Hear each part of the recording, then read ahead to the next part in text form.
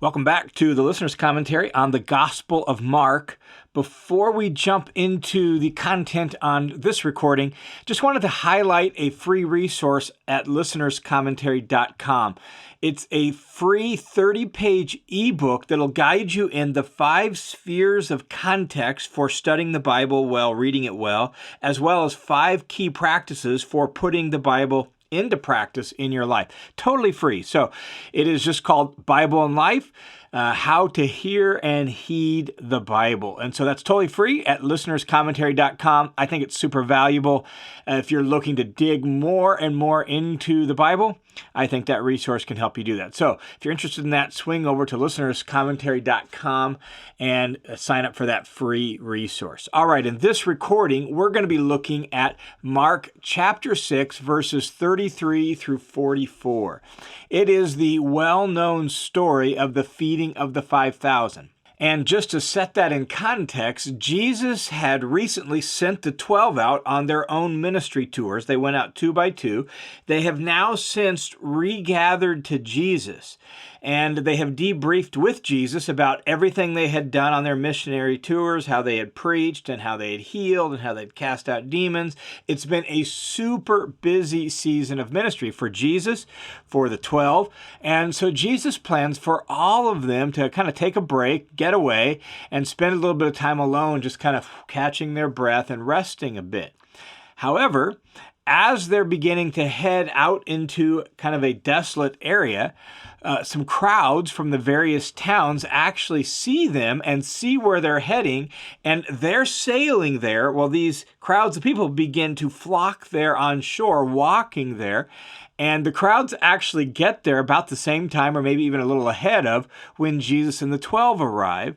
And so when they step out of the boat for their time away, here's a massive crowd of people. That's what sets up this story here in Mark chapter 6, verse 33 and following. Now, a couple other notes before we look at the details of the story. The first is that the feeding of the 5,000, this story, is the only miracle that is told in all 4 gospel accounts.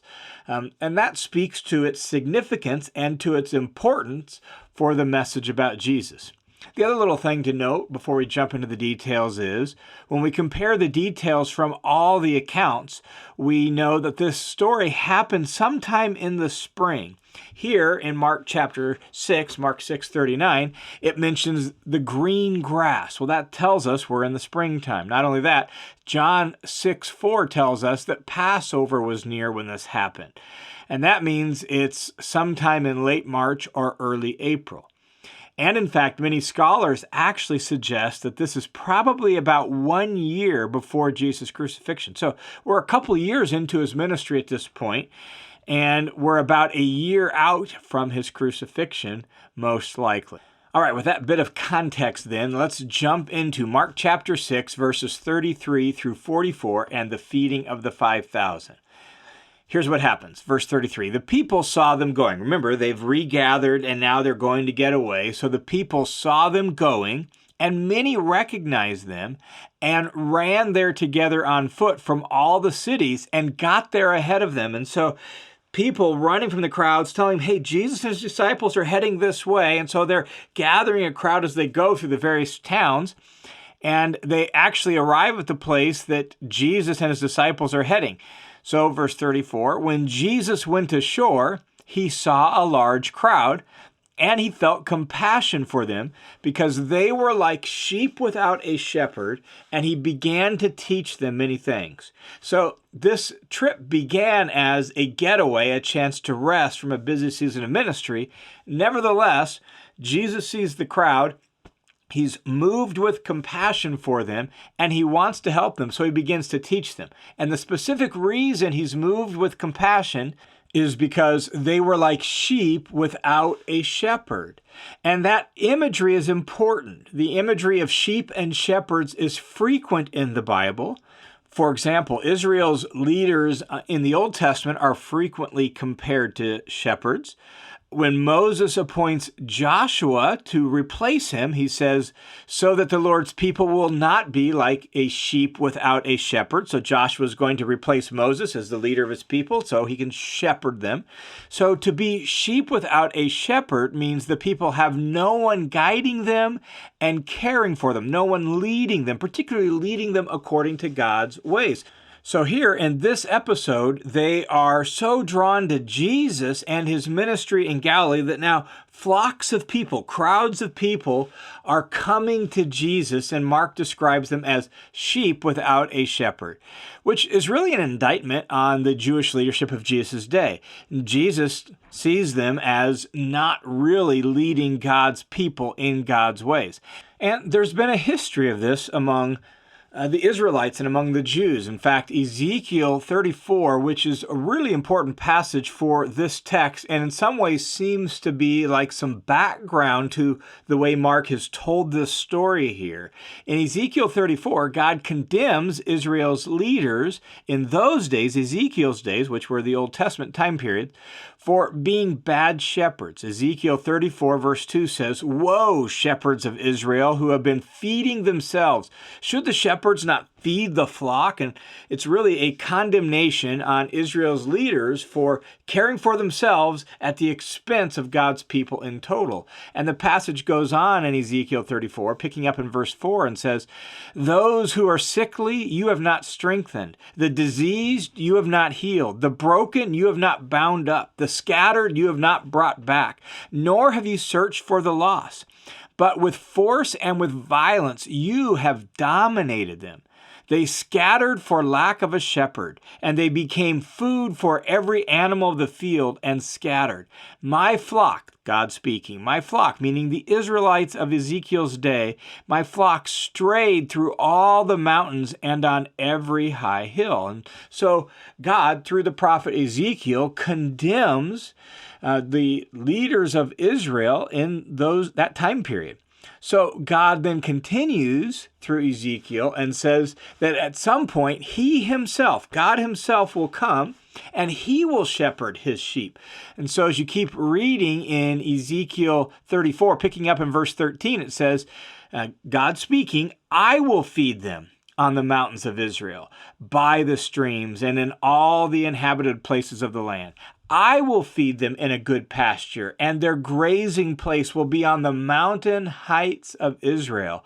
There they will lie down in a good grazing place and feed in rich pasture on the mountains of Israel." And as I said, that is a very important background text to what happens here in Mark chapter 6 and the way Mark has told the story. So let's continue through what Mark says with this background in mind. And let's be aware that when the story here in Mark chapter 6 connects God's people being like sheep without a shepherd, and then has Jesus feeding them on the hills of Galilee where there's lots of green grass, it actually deepens the meaning of this story. In other words, God, as he promised through Ezekiel, God is coming to shepherd his people in and through Jesus. And so here's Jesus with his disciples and this massive crowd of people. They've been now together all day and it's getting late. And so Mark continues the story in verse 35 and says, "And when it was already late, his disciples came to him and said, 'This place is secluded and it's already late. Send them away so that they may go into the surrounding countryside and villages and buy themselves something to eat.'" And so the disciples come to Jesus. They're like, "It's getting late in the day. There's a huge crowd of people. It's going to be dark before too long. We're exhausted. Send them away. They can go get themselves to eat. They need food." But, verse 37, Jesus answered and said, "You give them something to eat." They have just returned from their ministry where God's kingdom power was demonstrated through their own actions, right? They were preaching and teaching, but they were also healing and casting out demons.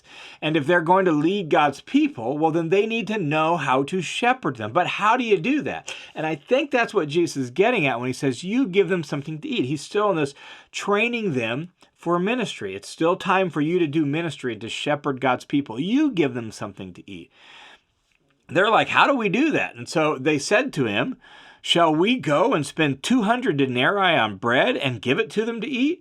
I mean, that's a lot of money. 200 denarii, a denarius was approximately about 1 day's wage. So 200 denarii is about 75%, 80% of a year's wage. That's a lot. And so they're like, should we do that? Surely that's not what you mean, is it, Jesus?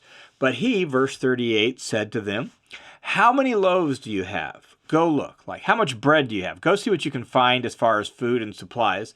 So they went among the crowd, asking people if they had anything they could share so they could feed people. They didn't find much. Here's what they found. The second half of verse 38. And when they found out, they said, 5 loaves and 2 fish. And so he ordered them all to recline by groups on the green grass. And they reclined in groups of hundreds and fifties. Now, John's account of this story tells us that these 5 loaves and 2 fish come from a young boy. So a young boy has brought a lunch of some sort, and it's got 5 round flatbread loaves and 2 small dried or smoked fish. And these were staples of the Galilean diet. So it's a young boy's lunch. He's got that. Jesus said, great, give me those. And then he ordered them to all recline by groups on the green grass. And so they're all going to lie down, sit down, and lay out on the green grass. Remember, Ezekiel talked about reclining or lying down in a good grazing place. And so this may actually be a hint at, an allusion to Ezekiel 34, that they're going to lie down, recline on the green grass. Where are they doing that? Well, they're doing that on the mountains of Israel in Galilee. And so they reclined in groups of 100s and 50s. And Jesus took the 5 loaves and the 2 fish, verse 41, and looking up towards heaven, he blessed the food and broke the loaves and gave them to the disciples again and again to set before them. And he divided the 2 fish among them all as well.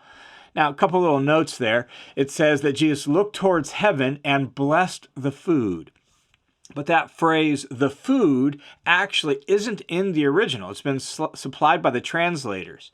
And while that's possible, it's actually probably more likely that it says he blessed. And if you're a Jew in the first century, when you blessed, that's a way of speaking of praising God and thanking God. And so it's probably more likely meaning he blessed God, which was the common way to give thanks for food. In fact, a standard Jewish prayer was, blessed are you, O Lord our God, who brings forth bread from the earth. And that's probably what we should picture here in this moment. Jesus blessed God, thanking him for bread and for bringing forth food from the earth. And so he blesses the food, and then he begins to break the bread, and he begins to break the fish and give it to the disciples, and the disciples begin to pass it out to these groups of people who are reclining on the grass. Now, how long this all took, we don't know. But verse 42 says this, and they all ate and were satisfied. Like, there was more than enough. There was plenty. And maybe for some of these people, it had been a long time since they'd eaten that much food. Like, they were all satisfied. In fact, there was so much food produced, verse 43 tells us, that they, meaning the disciples, picked up 12 baskets of the broken pieces of bread and of the fish. And picture round, flat basket type things. That's probably what they were using to distribute the food with. Like, Jesus would pray, bless the bread, break it on there, and he just kept putting it on the baskets. Well, when all was said and done, there were leftovers. In fact, there were 12 full baskets of the bread and fish. Like, there was enough for the 12 and then some. And so the 12 who had worked all day distributing this food to these groups of people, they were cared for too. And how big of a crowd are we talking about? How many people were fed? Well, verse 44 says there were 5,000 men who ate the loaves. Notice that, 5,000 men, not counting the women and children. In other words, this is a major production of and a major distribution of food.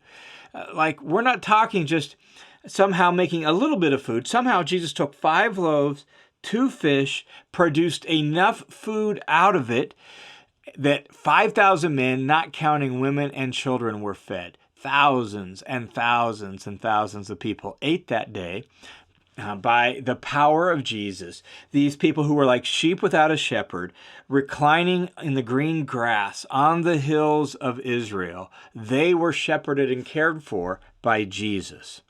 Now, as we reflect on this story, Mark doesn't highlight all the themes and Old Testament connections that, say, the Apostle John does in his telling of the story. In John chapter 6, John highlights the connections with Moses and the manna. He draws out the implication of Jesus being the true bread who comes down out of heaven. Mark doesn't really focus on that in the way he tells the story.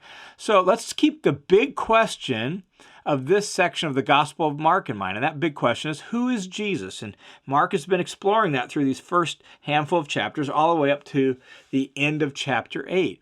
Well, what does this story tell us and answer that question? Who is Jesus? Well, Jesus is the Good Shepherd. Jesus is the true shepherd of God's people.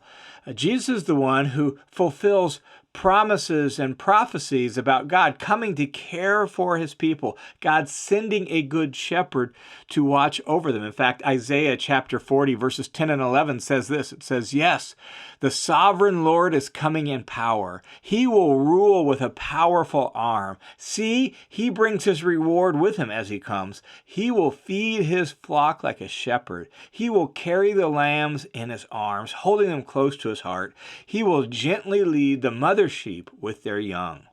And Jesus is the fulfillment of this. Or another one, Psalm 23, right? The well-known, probably the most well-known psalm. "The Lord is my shepherd, I shall not want. He makes me lie down in green pastures," just as these people lay down in green pastures here. "He leads me beside still waters. He restores my soul," right? He prepares a table before me. Psalm 23. Jesus is fulfilling these Old Testament themes. He's the Good Shepherd. He can and he does take care of his sheep so completely and so fully that there were 12 basketfuls left over afterwards. So who is Jesus? Well, this is who he is. He is the Good Shepherd. He is God himself coming to shepherd his people in and through the person of Jesus, just as Ezekiel had promised. Hey, it's John. Before leaving this teaching, I just wanted to say a huge shout out of thanks to those of you who make the Listener's Commentary possible by your generous and faithful support. The Listener's Commentary is a listener-supported Bible teaching project made possible by the generosity of folks just like you. So thanks a ton if you're one of our ministry partners. And if you're not, but you've been impacted in some way by the Listener's Commentary, would you consider becoming a ministry partner with us and supporting this ministry? You can sign up for a one-time or a recurring monthly donation at listenerscommentary.com/give. Thanks a ton for your support.